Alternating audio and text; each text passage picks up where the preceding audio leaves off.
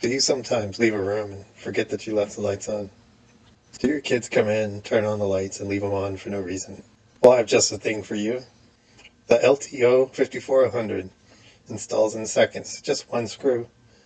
No wiring, no technical knowledge needed. Comes with light sensors, motion sensors, and can even connect to home network if you care to even bother doing that. So in all reality, I didn't actually make this work. I spent most of my time learning CAD, which was pretty cool, but had a steep learning curve, so I wasn't able to actually complete the programming. I also used a 3D printer for the first time. We have them at our local library here. Here is my build montage.